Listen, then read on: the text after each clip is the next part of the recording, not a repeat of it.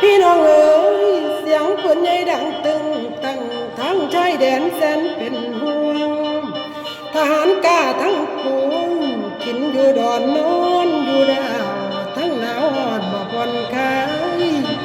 ยุ่งกระไหลเป็นแตกอยู่เวินเวินลูกปืนลังมาคือฝนเราทานต้องอดทนสู่ต่อภัยบกว่ายานข้าศึกมาโจมตีบ้านเขมรมารุกรานบ้านเมืองไทยได้ห่อนแห่งชายแดนไทยด้านเขมรได้ตึงแข็งเขามาเล่งมาหัวน่ากลัวยานแต่ละวันทุกจังหวัดตอนนี้นั้นที่ติดเขตกัมพูชาเขมรมาตีรบญาติแผ่นดินของไทยไว้เขตอีสานตอนใต้จนไปถึงตะวันออกบอกว่าแสนเลือดร้อนเป็นน้ำย้อนเทกรุกรานนักรบไทยบ่ได้ย่านฐานอากาศทหารบกทหารเรือกำลังยกสู่ต่อทั้งทะเลนั้นมองได้มีแดนกันติดเขมรบ่เว้นวางเสียงระเบิดเสียงปืนแตกดังอยู่เปียงปังเขาหวังมาให้มุนมีพี่น้องตามชายแดนต้องอพยพหลีกลี่หนีระเบิดกระสุนปืนเท่าชะเลแก่ชะเลาขึ้นรถมาหนีไก่บ้านหอบเอาหลานเล่นน้อยหนีปัดโอยไปไก่ตีนผู้ลงคนชกตกใจจนว่าสิ้นนอนตายข้างระหว่างทางเงื่อนพังเพรถแตกมังย้อนจรวดยิงมาตกไฟโลกกันในนรกกะบ่ปานสงครามมังคิดหาทางสิริมมบางคนจนเป็นลม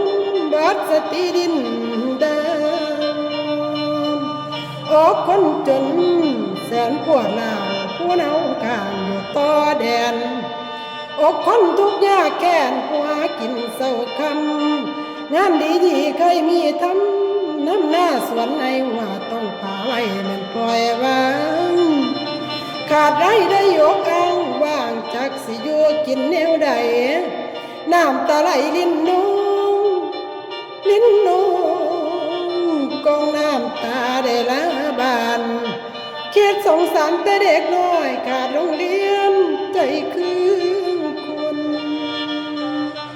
อพยพไปอยู่ศูนย์เป็นเดือนผ่านพ้นหนังสือนั้นบ่ได้เรียนผู้ลังคนก็จนเพี้ยนเบาลืมหน้าลงหลังใจประวังจิตสังวรปัสสาทหลอนตามมาพร้อมเข้าเขมรมาปิดล้อมทหารไทยอยู่ในป่าใจกะนิ่งห่วงหาลูกชายลาอยู่ปุ่นสู่ปกป้องดินไทยอีกใจหนึ่งกะห่วงบ้านน้ำหัวให้หน้าสวนทรัพย์สินมีต่ำสมควรหมูควายนั่นสัตว์เลี้ยงมีอยู่ในบ้านม้วนหมูหมาเป็ดไก่พืชผักสวนต้นไม้ปลูกเอาไว้ต้องเหี่ยวตายว่าจังไม่ลำบากค่ายคนบ้านอยู่ติดชายแดน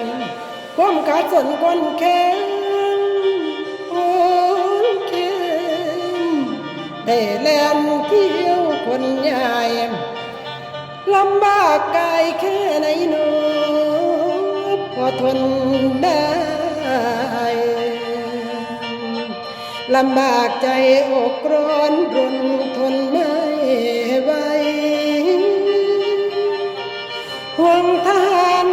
อยู่ป่าเขาลำเนาไพรห่วงอะไรคนชายแดนแสนลำเค็มห่วงพี่น้องไทยด้วยกันใจพันผู้ห่วงหลานลูกน้ำตาไหลใจทุกเข็นเมื่อไรน้องจะหยุดรบสงบเย็นจะหมดเวรหมดกังวลคนชายแดน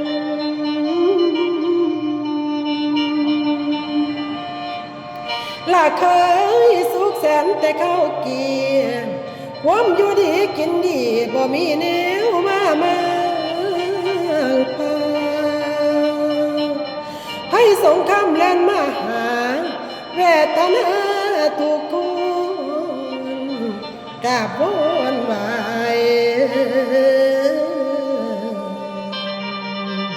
ให้ไปนี้